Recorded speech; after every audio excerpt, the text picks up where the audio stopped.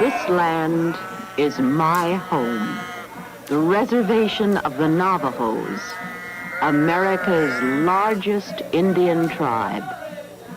It is in northeastern Arizona, extending slightly into Utah and New Mexico.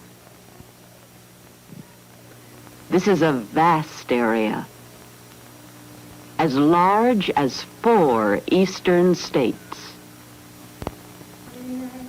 Water hauled from distant wells is scarce and precious.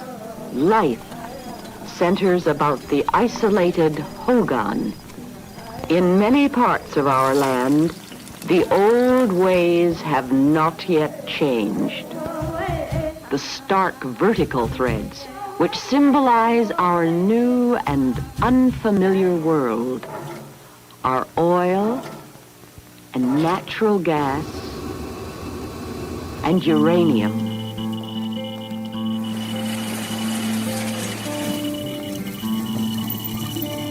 The Navajos, as they face the future, can contribute permanently to the richness of America.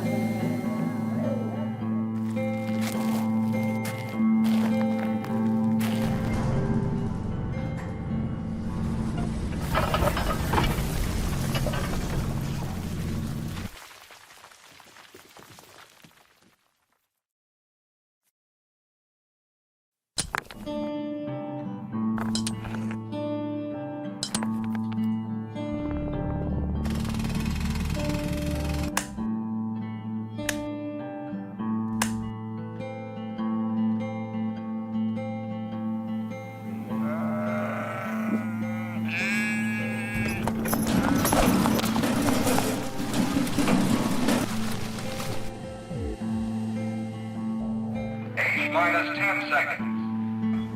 4, 3, 2, 1, 0.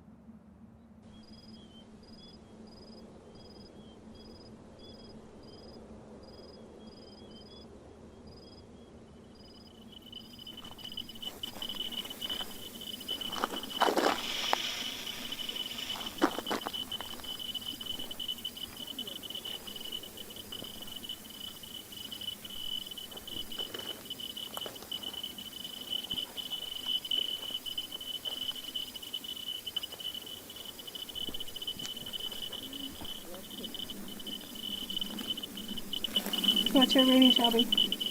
Went up a little bit to 11. To 11. Yeah, but when I went over that rock right there, it kind of went up. But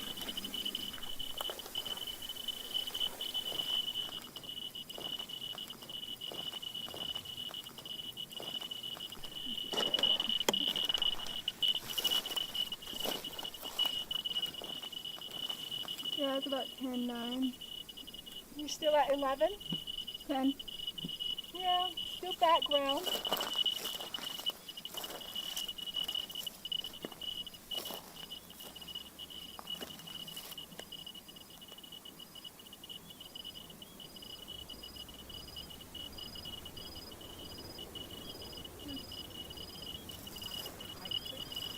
And then 928 is closer to the road. And I think that there's trailers around this area.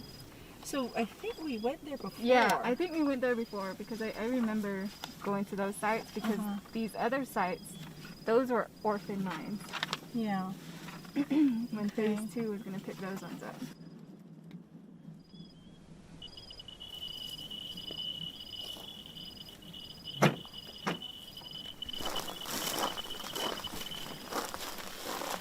There's a lot of these exploratory drill test holes.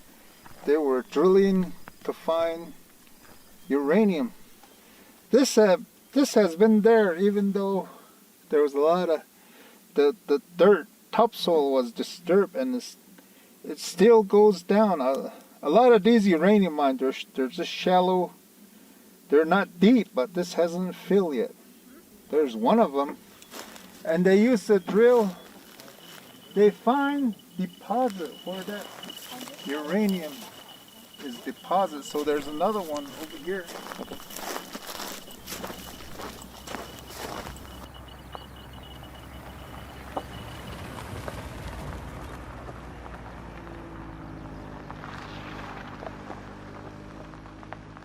I got a lot of questions from community members about the uranium mining. From what I understand or from what I know, it dates back as early as 1942, when one of the first mining was initiated out in Monument Valley, Cane Valley area, from what I remember. That's where it started from. And eventually it progressed and spread to the rest of the Navajo Nation. They have a lot of studies. I know it's just a scratch on the surface, but my hope is that at least if they did something, and if there was something. From my point of view, I live in two worlds.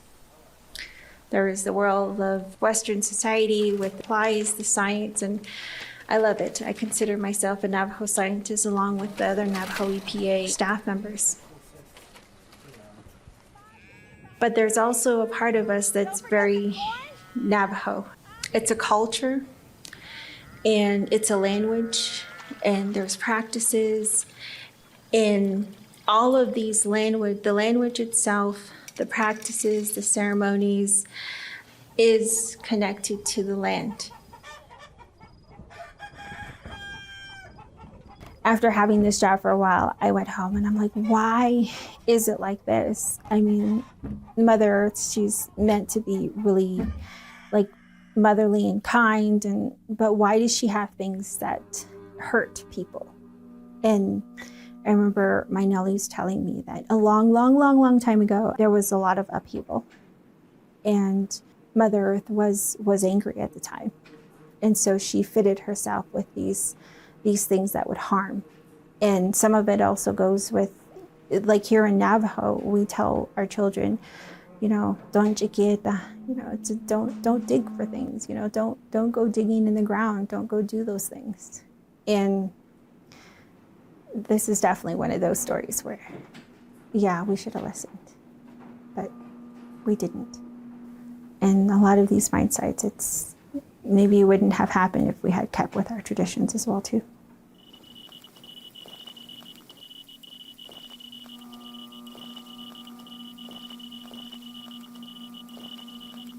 Right now, our inventory says that we have about 524 uranium mines here on the Navajo Nation.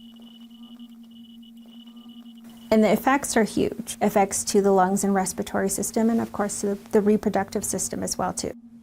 Natural springs, now, it's all contaminated. It's elevated with the bacteria, you say, so it's another byproduct of uranium. No wonder all that has been destroyed, messed with. No wonder we don't even have, the nature is not even friendly to us. What has happened? Going from household to household, doing community outreach, and these are individuals, families that have lived next to AUMs for their whole lives and generation upon generation.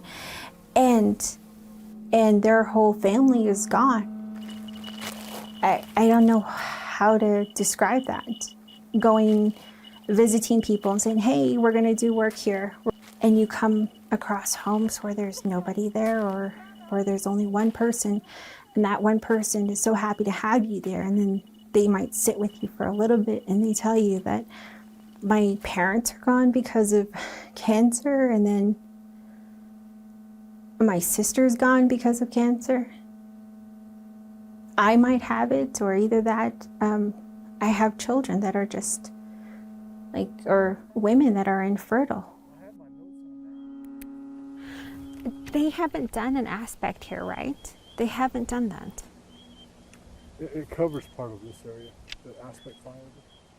That is, I mean, I don't understand why there isn't a comprehensive health study when you do go door to door and you find that people that live through AUMs or next to AUMs, their lives are not normal.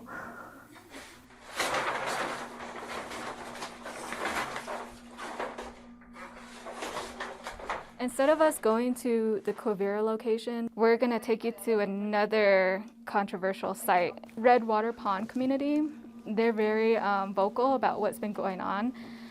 They had a lot of cancer incidents with the community members. A lot of them have worked in the mines, and they're having constant issues with like health concerns with their kids, and then they're going to have to relocate out of that area because they're going to start doing what is called cleanup. They're just getting the waste and then taking it to another site. That's kind of what they deem as cleanup, I guess. And that area has a bunch of places to go, I guess you could say, or you have the UNC side, and then right across from it, of course, you have the Northeast Church Rock mine site. Yeah.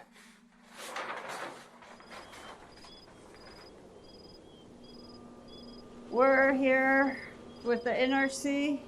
You can go ahead and ask them questions in a few minutes. But we, as Redwater Pond, organized back in 2007, and because of all the contamination and stuff that the mining people left behind, and it's affected Mother Earth, it's affected human health, and I always think that people died probably never knowing what it was. So this is not right. It brings anger because I am 64 years old now. When they first came, I was only 12. We were told, we were promised, hey brother, don't worry about it. We're going to get you done in 5 years. What the hell happened in the next 5 years? Nothing. I have grandkids who have asthmas. I got brothers and sisters who have health issues. I got my mom who died of cancer. They just made their money and off they went and left us with nothing. We have been dehumanized. We have been displaced and disproportionately impacted by adverse health disparities. Is it the color of our skin? Are they just something that we can throw away? No, let them all die off. Maybe we can be quiet then. We didn't ask for this, and yet we're impacted. That is environmental racism.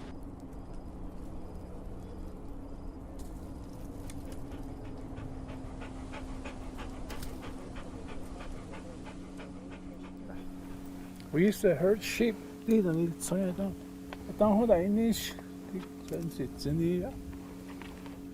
Nobody grows old here.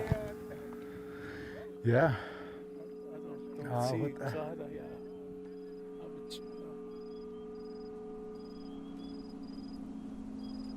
I asked Mr. Yazzie with the Navajo EPA to introduce himself.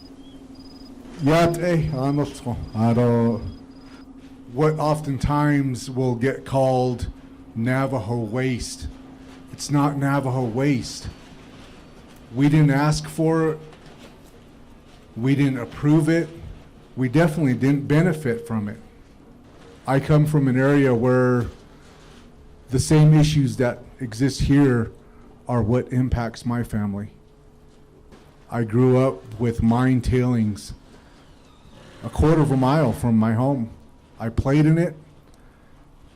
It was like beach sand, but did I know that I was exposing myself internally to radionuclides? No, I didn't. So at the age of 23, I came home from the military. I absolutely loved being a soldier, airborne medic. And I had to come home because I had a skull tumor. And that was my first bout with cancer.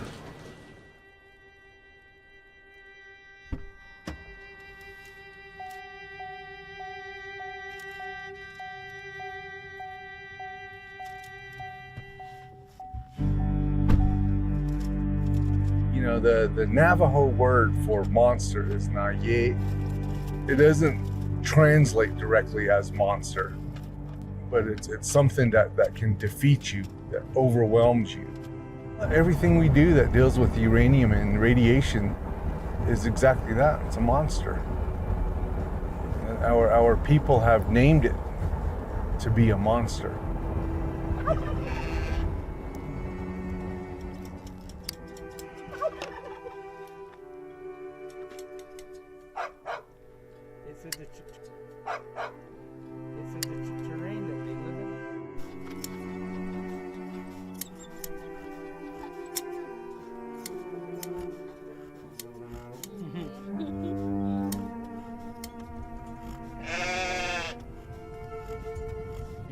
So the story is the same story I hear for different areas. Traditional families that will come and say, you know what? We lived like this years ago. The mining industry came. My husband went to work for the mines. My older sons went to work. We slowly got rid of our cattle. We slowly got rid of our sheep, and we were just focused on being miners. And then one day the mines closed. We had no income. We had already sold most of our sheep and our livestock. So now we have nothing. We came out of that time with nothing.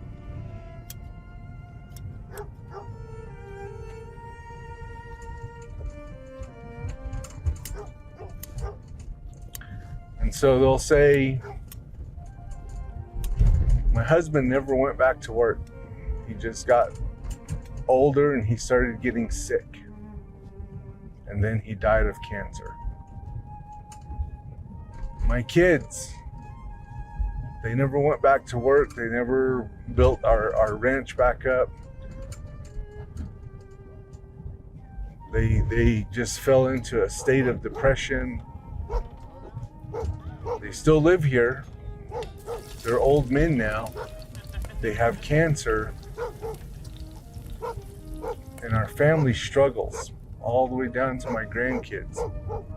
We don't have anything because of the loss of what we used to have. And that's the story. That's the narrative that I shared with our loss from my family.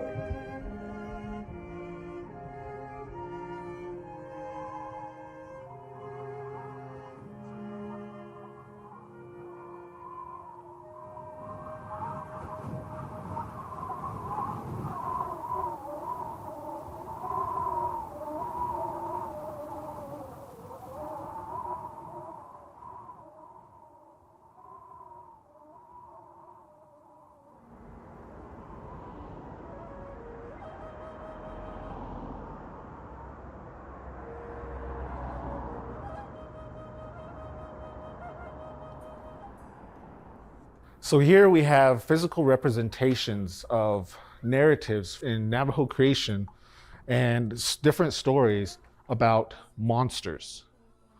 Monsters do go against Hojon, which is a Navajo word and concept of balance and harmony. That's the simplest way to translate that word. You can't have good without evil, light without dark, love without hate. And so these monsters, they are the chaos. They are the darkness. Now, in a lot of these cases here, we have what are called the hero twins, Monster Slayer and Born for Water. These two individuals were brothers, twin brothers. Their mother was Changing Woman and their father was the Sun. And the hero twins, they were tasked with ridding the earth of as many monsters as they possibly could, with the help of different holy deities.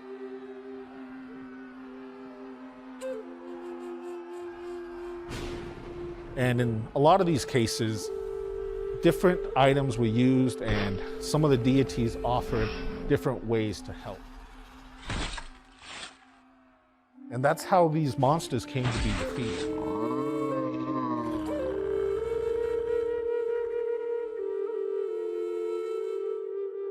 wouldn't think of monsters existing today, but Navajo culture sees that monsters still do exist.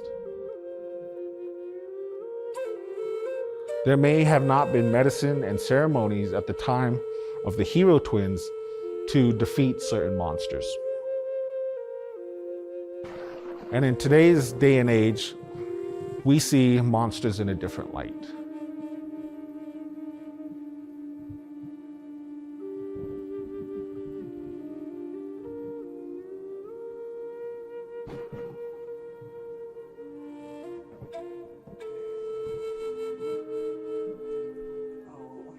Ashi beniyaha lita hallo da ilte da asto hazo bahal na ashi to sa ina si daya kuda no zikita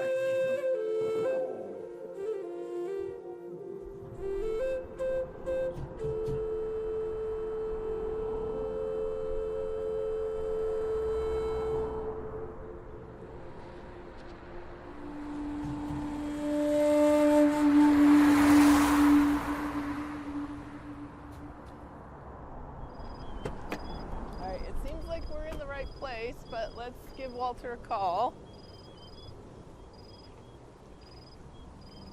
Hello, Walter. This is Janie Ingram, and I have with me Dana Clashen from Northern Arizona University here to meet you to do some water sampling. So we are parked right next to the mailboxes. Hello. Hey, Janie. Hey, good to see you. You made it. Yes, we did. So we'll just follow you to the well. Yeah, so what Dana's doing is she's going to pull the water samples that we'll take back to the lab and do the more trace element analysis on. So uranium, arsenic, manganese, all those things. I am going to do a quick test just to see the water hardness, which is calcium and magnesium. This little test kit would not be able to analyze for the thing like the uranium because it's... Well, I'm sure the stuff you can see is not the potent stuff, yeah. Where you want to be concerned is maybe the invisible stuff. Which is also kind of, I know we've had folks who have felt like their wells weren't good, but it's just because they have high salt, but they don't have dangerous elements. And then others that people really like, sometimes those have higher uranium, arsenic levels, because you don't taste it, right? It tastes okay, so it seems clean, so you can't necessarily go by what you taste.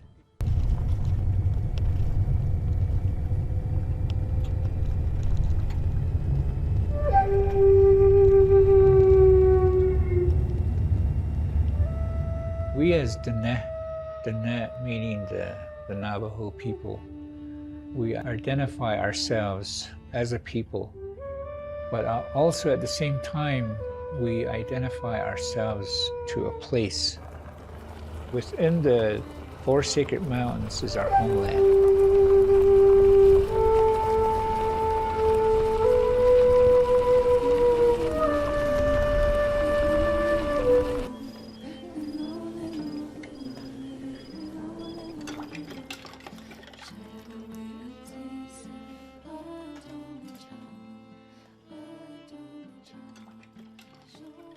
Water is a very essential element. The water is important to all five-fingered people, to all of us.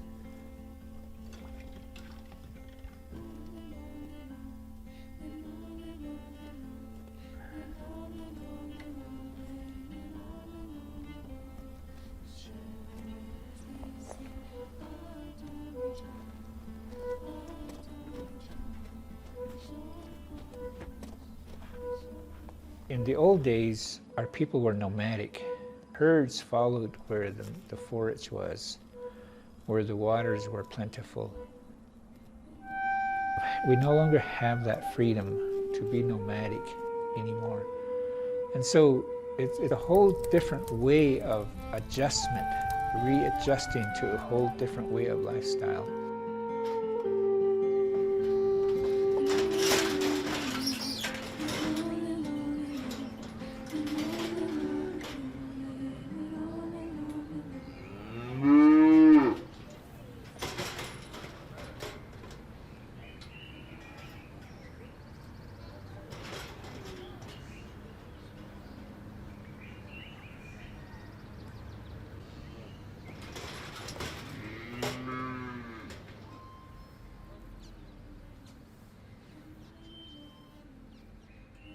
mom is, she's an elderly lady now.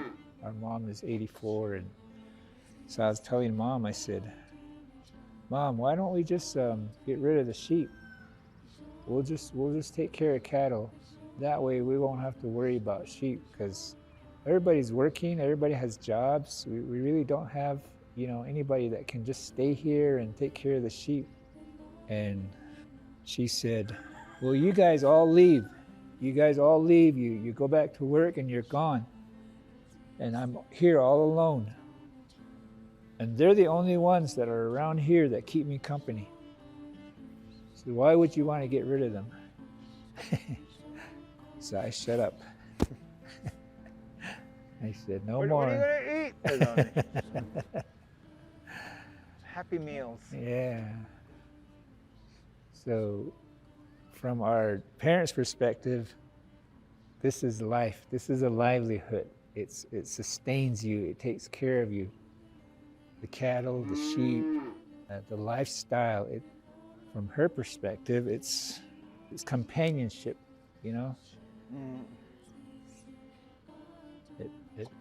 There's a source of contentment and happiness that comes with it. Having a herd.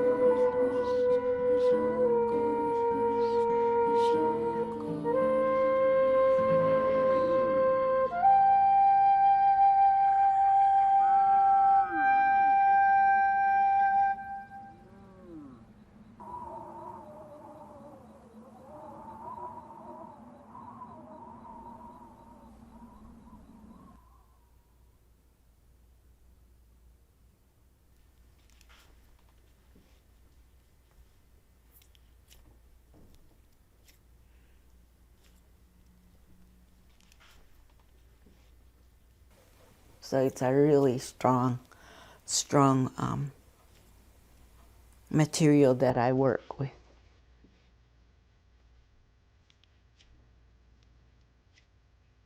All the negative or all the sad things that are in my body, it goes into the clay. It like sucks it out. It feels very healing to me with my diagnosis of my health.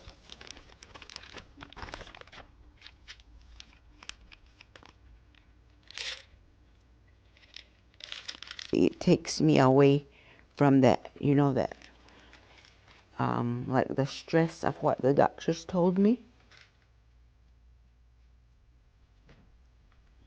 I'm going to be feeling my clay, and I'll feel the earth, and it'll be okay.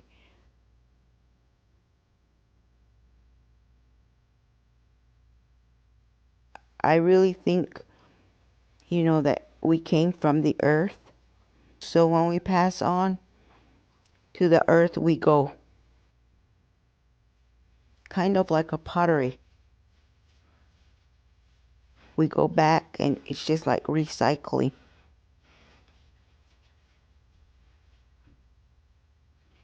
And I'm starting to feel it. I can feel, like the pain in my bones. Well, when I first was doing chemo, that was, I think, the hardest part. Is that because the after effects. In my mind, I feel like I can go on all day and do things, but my body just don't match. So I have to stop for a while, or sit down, take a nap, eat. It feels like exhausting, like I can't, I need to sit down, I don't have strength. I just love doing my pottery, and someday they say you can't do it anymore. And I thought, wow, am I really gonna do I really want to live like this? And then I see the pictures and I look at them and I'm thinking, wow, there's people that were as old as my grandma, and she still worked. And I think of, I'll do this, I'll do this.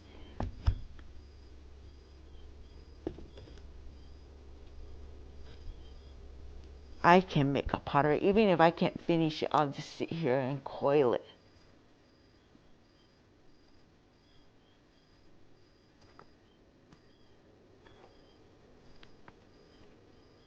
Nempeo was my great-great-great-grandmother, and they all did pottery. She lived here, and Nempeo, started doing pottery because she had a grandmother in Walpi.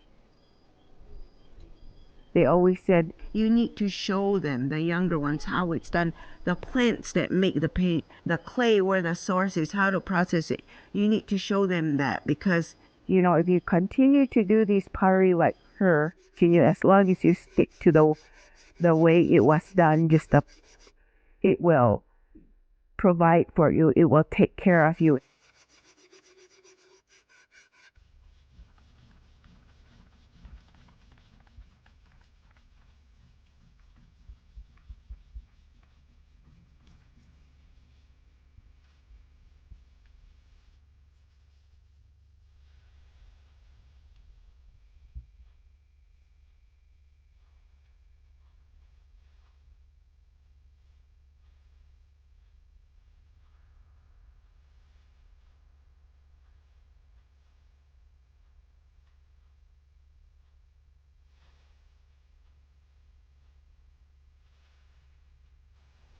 They're lovely. Just practice, you just get better doing it over and over.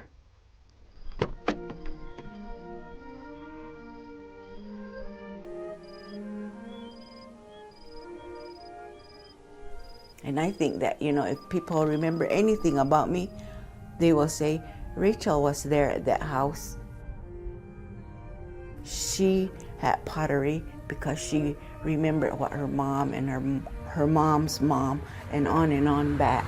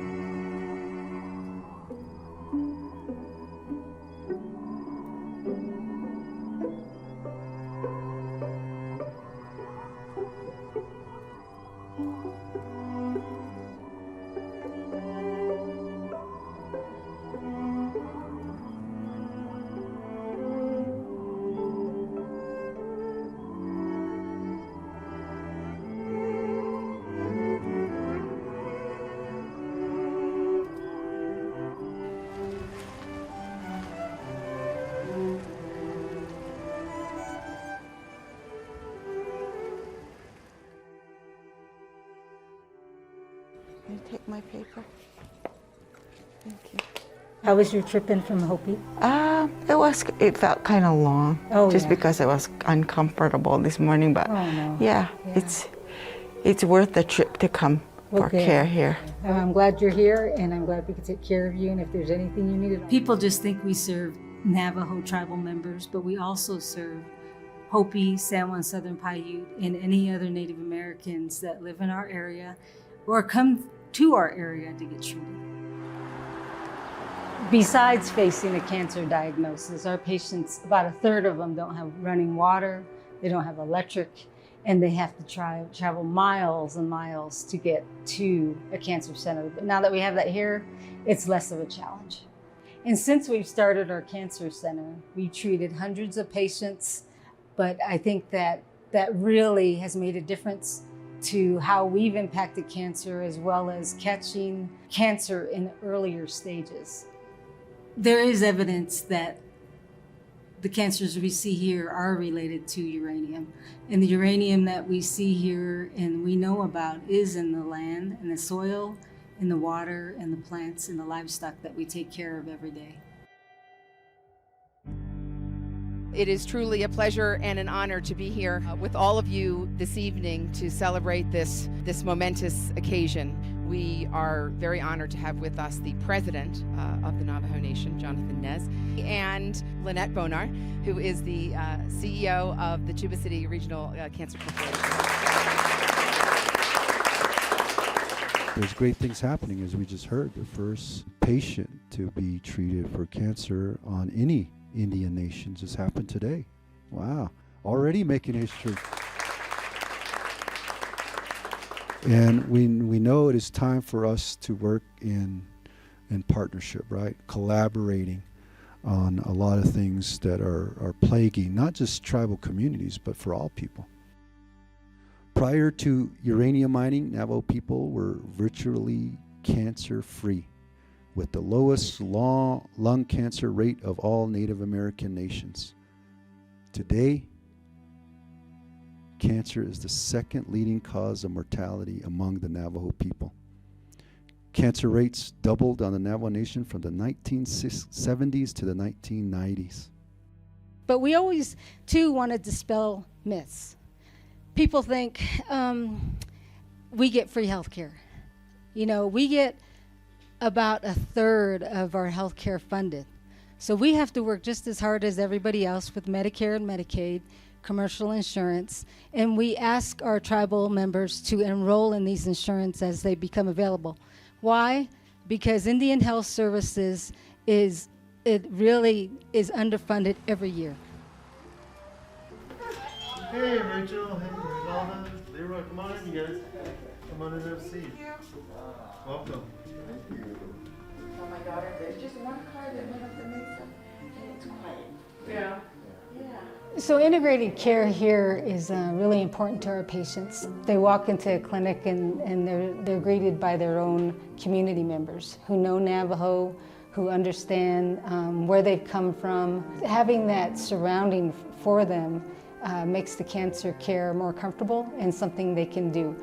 And people really pay attention and know the cultural nuances of some of the traditions that people have and how it interrelates with the treatment that they get here. You know, but another thing is we're Native Americans and we're completely different from Anglo or other nationalities. Traditional healings, they worked for us before these medical centers came along. And there's some people that still can do this. About 50 to 60% of our patients are still Navajo traditionalists. Meaning they have ceremonies, they have prayers, and with medicine men or medicine women, they say prayers for them and do ceremonies. And some traditional ceremonies integrate the new modern Western healing of care, which is what we do here at the hospital.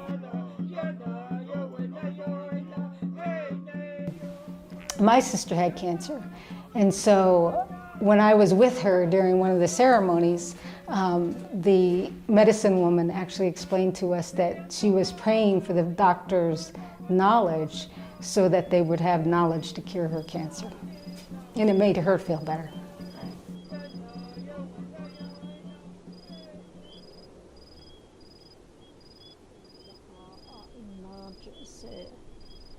She's either but said in Hassan be not only I don't not just say I had a happy yacht and did less children. And cutting lens at got on Iran Hashin such a thing. Sometimes patients have to go to a medicine person and to the hospital. Normally a patient would come and say, I've been diagnosed with maybe pancreatic cancer, and they would come and we do a diagnosis to determine the size, where it's at, and then based on that, automatically we would do a protection prayer. Protection prayers is performed to to give strength to a patient, to make them not feel so weak, or to make them feel stronger, that there's always a possibility that they might recover from this illness. And then normally what I would do is I would recommend that they have surgery, that they do remove that tissue or that growth, and then afterwards come back and we can gather the medicinal herbs that you need to repair the tissue where the incisions were made.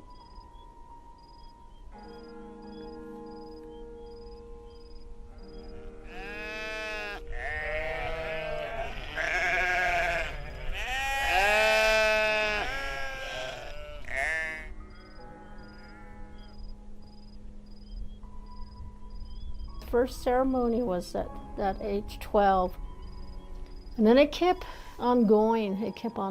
And sometimes I would have dreams of a medicine man.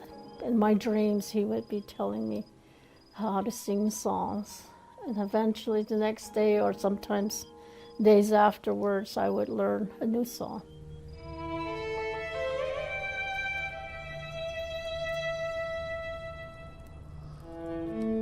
A lot has changed. More people are getting afflicted with some type of spiritual illnesses or symptoms. Even for a 9-year-old, I still see that. At least 6 or 7 generations of what our ancestors were exposed to, the traumas that they were exposed to. You still see some of those symptoms in them, or like they would isolate themselves, or it's common to see that sometimes that they don't want to look in cameras. Look for photos of the 1800s or the long walk. You're going to see most people won't be looking in the camera. They're going to be looking down. You always have that. Sometimes I have that feeling. See, that's what I meant. It's in us. Even though people think, oh, that happened way back, forget. It's not like that. You can't forget. It's the spirit that continues within you. What grandma was exposed to, you're born with it again, you carried it.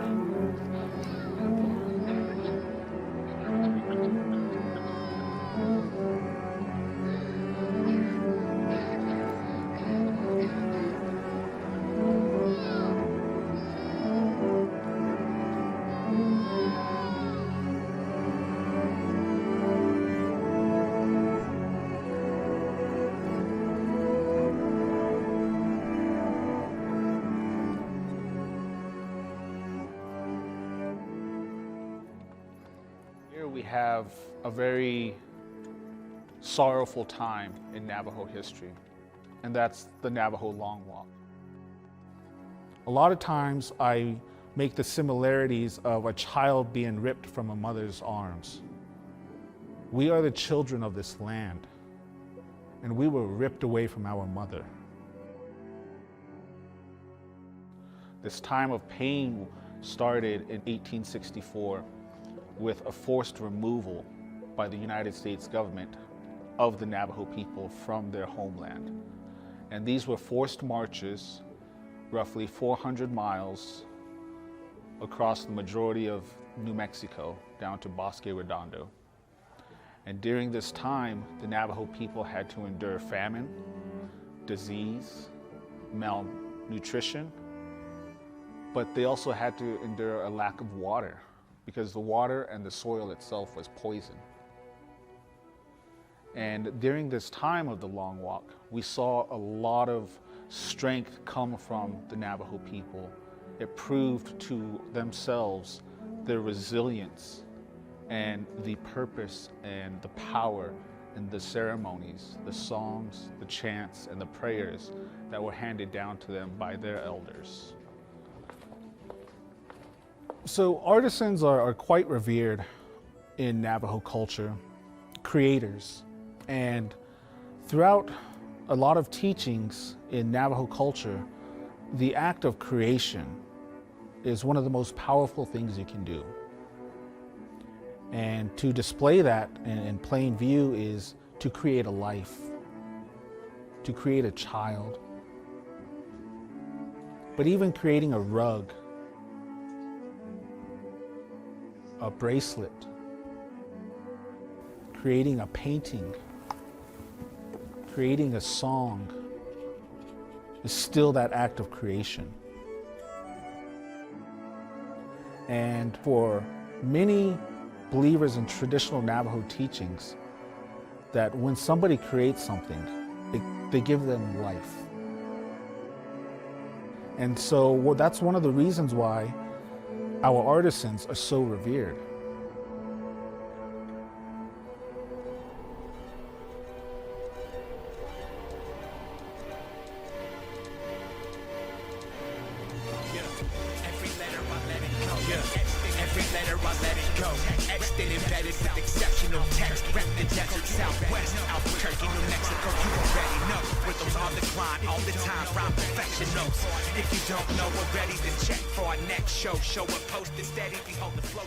Hey, how's it going?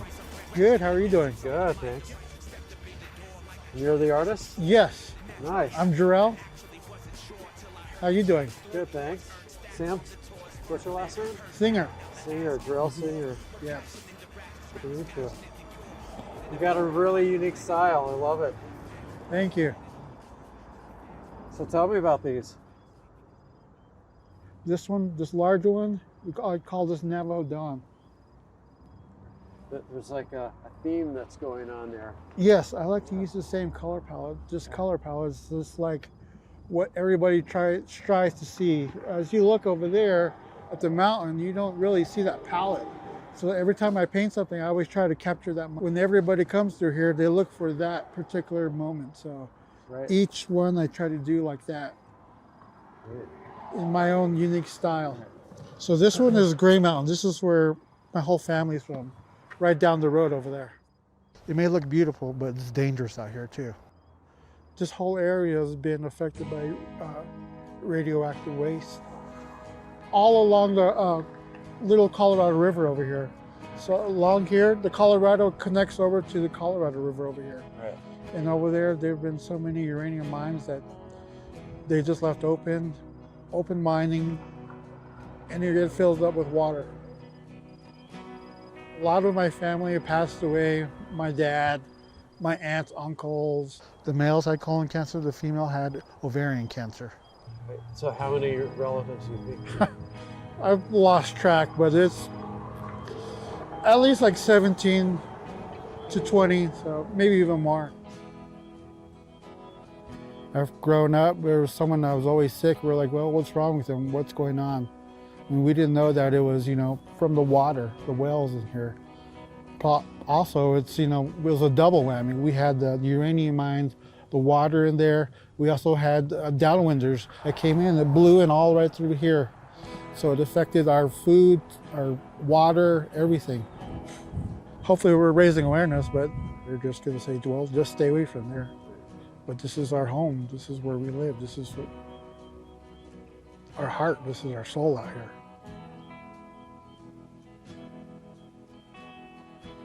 Growing up, taking care of my dad, that was the hardest thing I had to do. Seeing all my aunts and uncles sick from the cancer. At first I was angry about it because there's nothing going on. Nobody was helping us out. And once I started doing art, I started meeting more people that were affected by it. And what I wanted to do was show them that, we have a voice to do it. We still live here.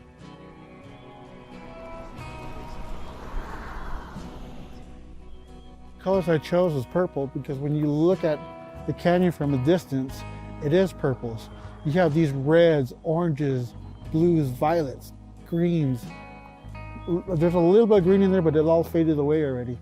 So that's exactly what the canyon represents. It's fading. As time goes on, that canyon's not going to be here. We're not going to be here, but I chose it because these colors represent the land too. The way they want to do things, they want to destroy everything. They want to destroy the the land around us. They just want to tear it up. We're trying to stop that.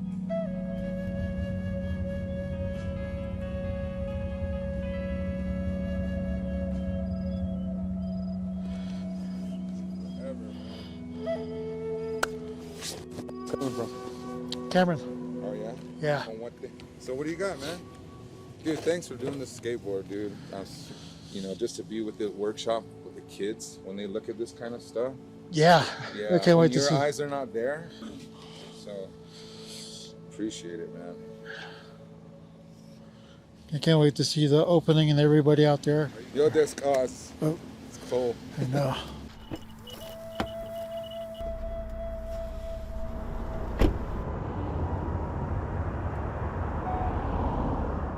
What we do at Navajo EPA, I think we make a big impact on the health of people.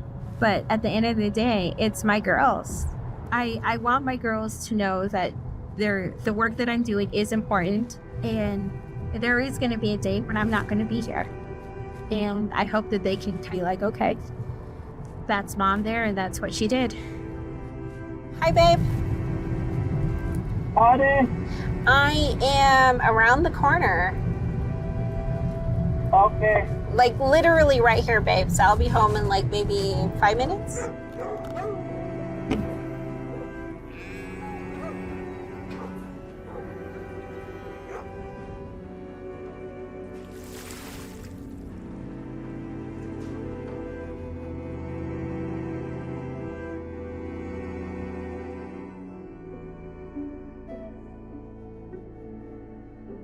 I think I did a good thing. My creations I shared with people from all over the world. Everything, all my stuff that I work with was natural, like nature. I raised my child. I have grandchildren and I see them. And I'm good, you know, I'm ready. I feel like I did what I should. My purpose, I felt at peace.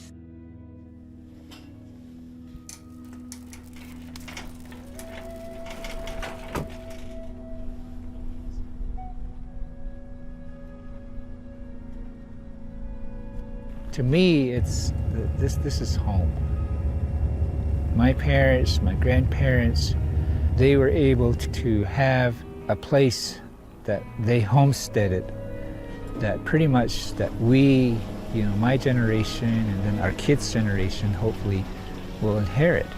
And they can continue to take care of this and be the stewards of this land.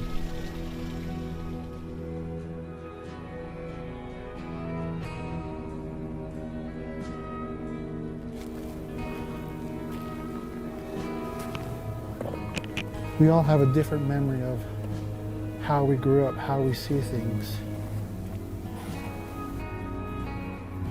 And this is just for me to say that I've actually done it. I can do it.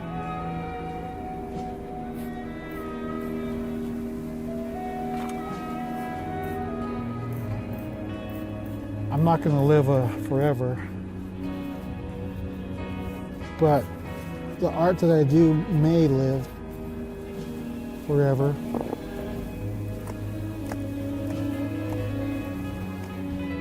Have a legacy of saying, you know, someone did this, someone painted that, someone tried to help out our people, someone tried to make a difference. I just want these minds cleaned up. I just want people to show that sometimes there's people out there that care, that will help each other out.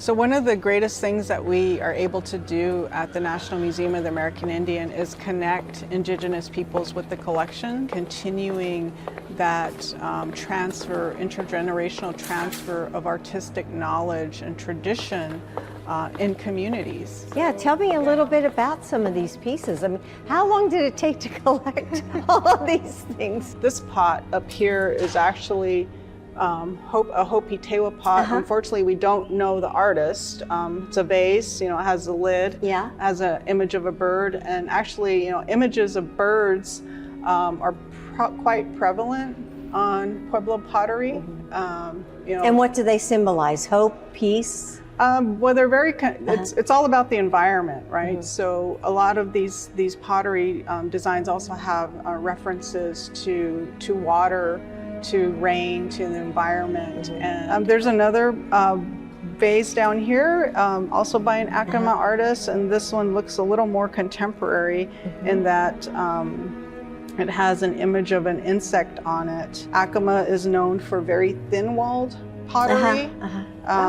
As I was mentioning earlier, the Hopi pottery, I know that Rachel Sahmie is an individual that has been treated at, or is getting treatment at the cancer, at the center.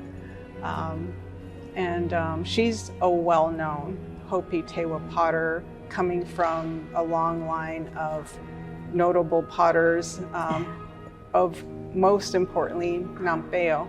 And I know that there's some discussion about how art can contribute to healing. And I can imagine Rachel Sahmie and doing the work that she does and connecting with the clay, which is part of the earth, right? That can be very much part of a healing process or a reconnection with the earth and all that it brings. Look at during this pandemic, how many people turned to the arts for healing. I was at the Navajo Nation during COVID, and I witnessed what a great job President Nez did with getting everyone vaccinated and made sure that they got masks. And a lot of times families, there are multi-generations in a household. And so they wanted to be respectful of their elders, and so they worked really hard at protecting one another. And that was so impressive to see how they all came together as a community to make sure that everybody had good health. I love the spiritual nature of the culture. And you see it in everything, in their dance, in their messages, and certainly in their art. So thanks for having me here today. Well, thank you. And thank you for supporting the development of the Cancer Center out in Indian country, because it is going to be so helpful to so many people. So we're really not stopping. We're not stopping. We're going to continue. Well, thank you. He is the son of Leon and Priscilla Charlie. He is the grandson of Sadie and Henry Charlie. He is the grandson of Helen Kessler. In high school, he played basketball for Radkosh Country, and he was a member of the National Honor Society. After high school, he went on to further his knowledge in construction and welding society. Sorry to ask that, but these days you have to ask, huh? Okay, it's E. How are you? Congratulations. High rate of vaccination here on Navajo, right? Congratulations. Hi, y'all. Yeah, come on over. Let's get a photo. You want to take over a mask? Are you vaccinated? All right. Is this your right? There you go. Oh, they're gonna. Wow, he brought out the paparazzi, huh? Right. Hi. You want to come on in? Chris, can we give this to you? Navajo people are strong.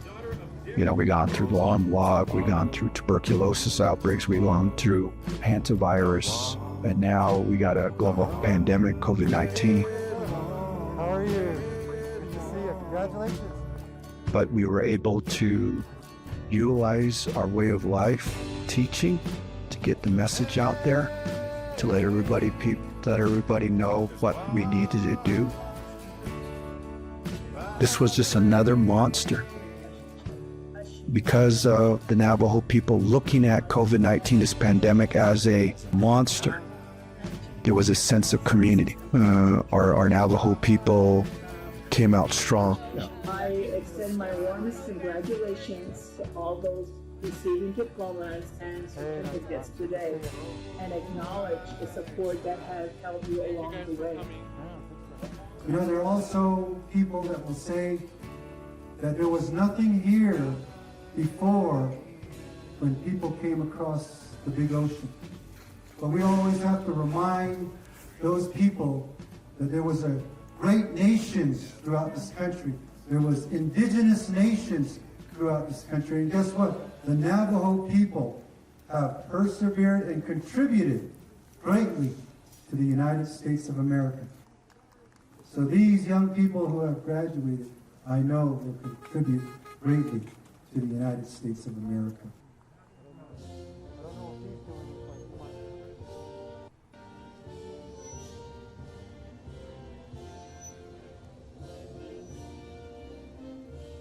People say, strive for the American dream.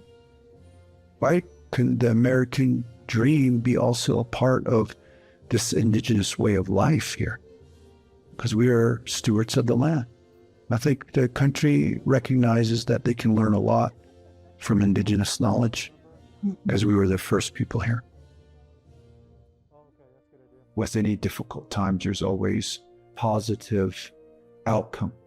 And there's also a movement that's happening here too, to hold the federal government accountable. They're the ones who partner up with these companies, and these companies didn't clean up after themselves. And today, that has been our focus, is that uranium mines, over 500 uranium mines still open today, and they need to be cleaned up so that cancer doesn't continue into the future.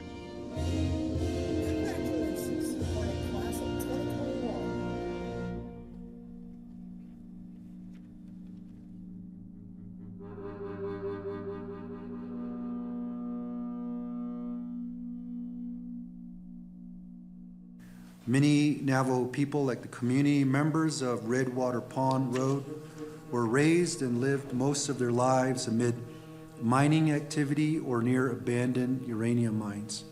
Men worked in the mines without protection. Their mothers and wives washed their clothes, which were covered with radioactive dust, and their children played in ponds, which were filled with radioactive effluent. It is one of the largest mines on the Navajo Nation, and it is the highest priority mine for cleanup due to its size and also the location of a community nearby. We owe these Navajo families, many of them are seated here today, the best solution, which in their minds, and my own, is to remove the radioactive mine waste to an appropriate repository far, far away from the Navajo Nation, and not just across the street. My name is Edith Hood. I am from the Redwater Pond Road. We were all children when all this took place. And we were like the people that live in the third world in the United States. Nobody listens to us. So it's like a slow genocide over there. Mr. Montgomery, would EPA proceed with the mill site option if the community it is meant to benefit opposes it? Well, I think there are a lot of perspectives within the community, and as I mentioned before,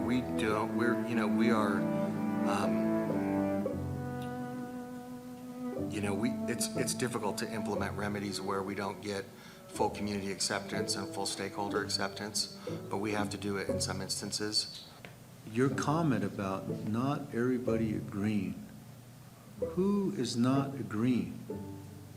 Is it the NRC staff that's not agreeing? I understand these gentlemen here are going to have to make a decision. And like I said, everyone over there has said, not my backyard, right? One. Then the other is another place to put the waste, the uranium. So I don't know if I was able to ask questions, but I'm starting to act like a commissioner here, but you know, I'm asking these questions on behalf of my people, you know, that's it. The federal government failed the Navajo for decades. It is a disgraceful record. You know, it's clear we need to take Navajo's concerns seriously. Navajo is best positioned to know what their own interests are, and we have to respect that. And we need to take those concerns seriously, and we need to think creatively about solutions. There's a lot of work to do, and I think we need to work together to get it done. Thanks. I do see this as a positive step, and we even said, come and visit the community. And I was surprised that the NRC agreed to that. You don't do that, but you did it today, and I appreciate it. I see some great things happening out of this meeting today, so thank you, Chairman. Thank you. Thank you. With that, we're adjourned. Thank you all.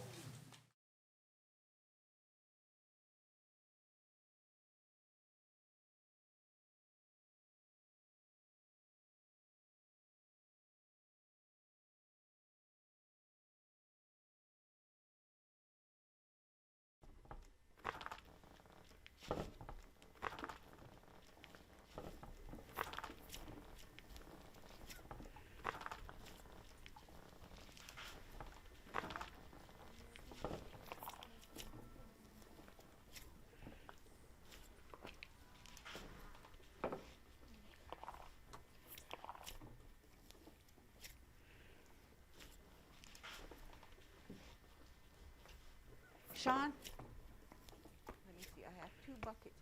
This one, take this one down, and then the hatchet, there's a hatchet there. Maybe a couple of hatchets. Can you see them? Right here. That one, and this one. Where do you want your chair, Mom? Yes, my chair.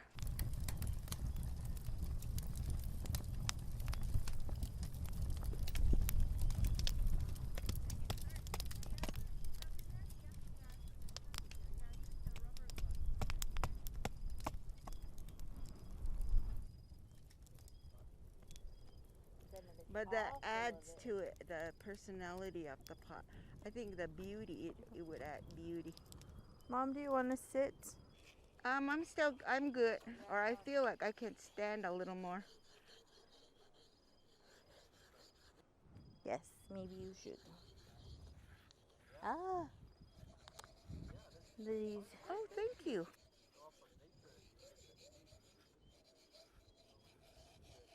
I tried to make it thin. I kind of got. I like it. It's going to be a beauty. I think on this one, when you're doing this, you should try some of the white clay to outline. I think that would be cool. Like that one. It's going to be good. You should see the one with the rabbit, the one that I painted. One thing my mom always told us, this home here is, you know, the people know this home for art, for pottery.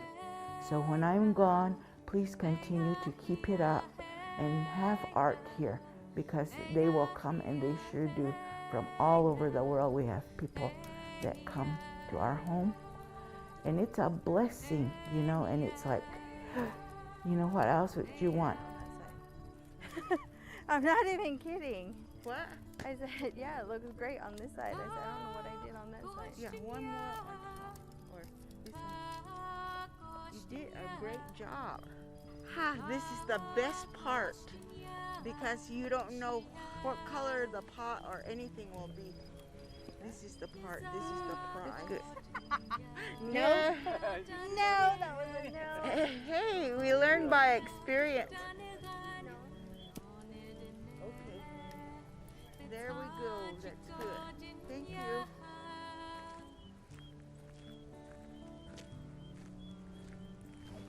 Right down here on this hill, do you want to walk over? Yes. Is that okay? Oh shoot, you know what I didn't bring? You're gonna be the picker. You can hand them to me, I'll be the one holding them. Right here. Right here. Through here and then up this way. Ooh, this is a long route. Right here. These are them too, yeah? Uh-huh. The way you can tell is look at the bottoms right here. Okay. The milk. Right here, right here? Just crawl there. Right here? Yeah. This one? No, the next to it. This? No, other side. Right in Here? front. Yes. No, I mean, Yeah, it is. It's just so much fun. We were crawling all our... She Ants? was, yeah. I was you're already telling on yourself. No, I wasn't crawling. Right here's one.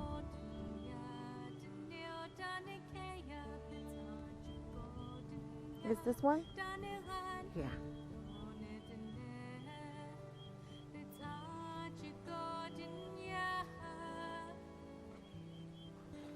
I remember walking through here with her.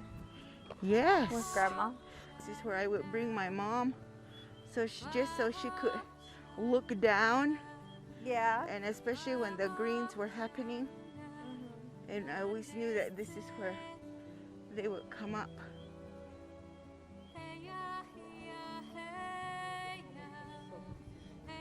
Okay. Yeah. It's good. Now I see what it is.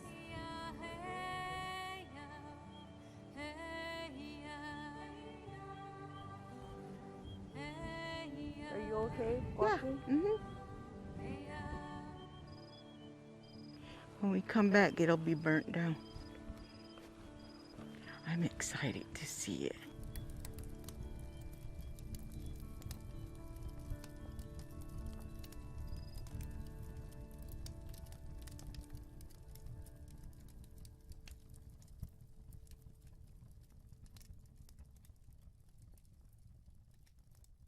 It is very important for the Navajo Nation to continue to seek congressional support to maintain environmental projections, protections, and pollution cleanup. That is a focus of the Navajo Nation, to hold the federal government accountable for cleaning up these uranium mines. Because if we don't do that, this is going to continue into the next generation. Don't get me wrong, the partnership here is awesome, it's great, it's well needed. Through these types of partnerships, such as what we are doing here today, we can work together to help our cancer patients across the Navajo Nation. It's taken us 16 years to get to where we are today, and it's been a struggle, but we haven't left.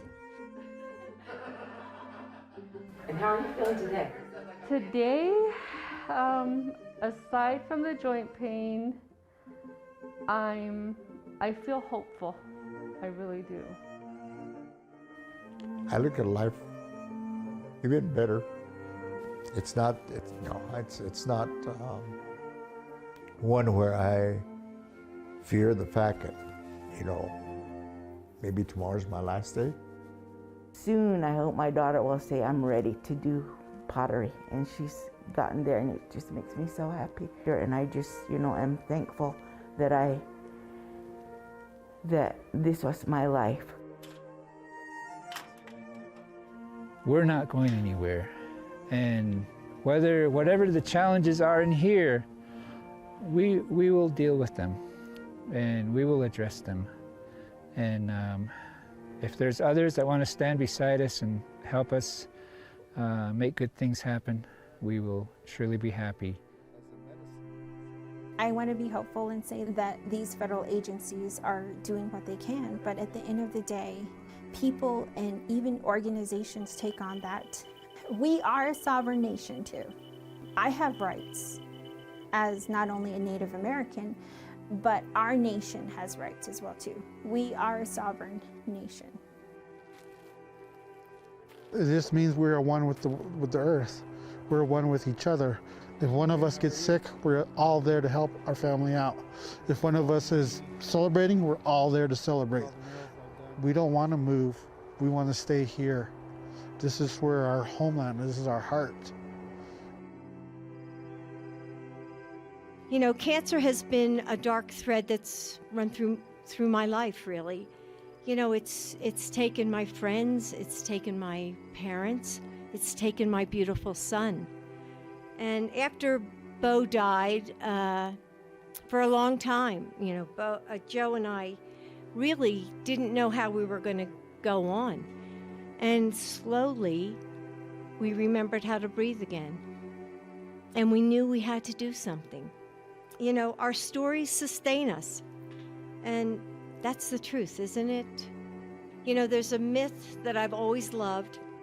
A man asks God to show him heaven and hell. And God presents him with 2 rooms. In the first, sickly people sit around a table, and in the center of the room is a gigantic pot of delicious smelling soup. Each person can reach the pot, but their spoons are so long that there is no way to get them back to their mouths. This, of course, is hell. In the second room is the same table, the same soup, the same terribly long spoons, but this time the diners are seated, happy, pouring spoonfuls of soup into their neighbors' mouths. In hell, we starve alone. In heaven, we feed each other. We need everyone's talent and passion to continue to drive this effort forward. Because in heaven, we feed each other. And together, we have to make this world better for all of us. That side's really pretty. It's just the one side. Look at this. Ooh. This is just his wing on top. And there's no statement that I can say stronger than what is behind me here. We are still here. We are still here. Physically, yes, we are still here. But as Navajo people and as a culture, as a spiritual entity, we continue to remain. And throughout all the atrocities and horrors of Navajo history, we have continued to stay strong. We continue to carry on our language. We continue to instill strength, both emotional and mental strength, into our young people. We continue to practice our culture on a daily basis. And that's what makes us Navajo. And by us saying that we are still here means that we are continuing to be an active participant in our own cultural existence. And we will maintain our strength as Navajo people. We are still here. I've seen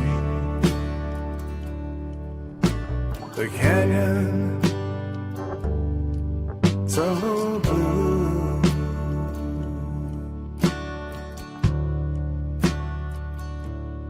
Oh, I've heard the wind whisper truth.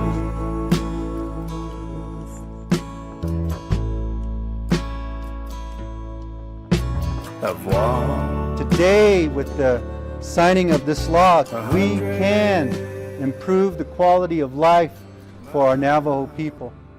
And here we go, ladies and gentlemen. This bill is now law.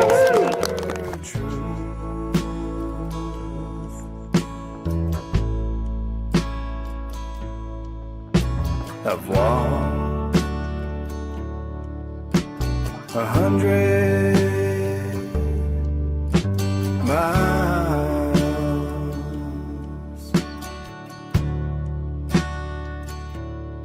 Oh, tomorrow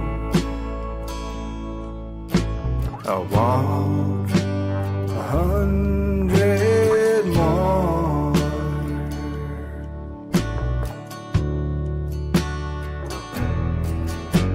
The pain is washed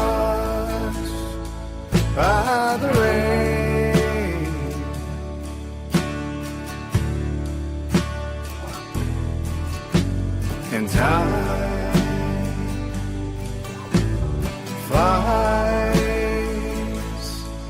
in the sky.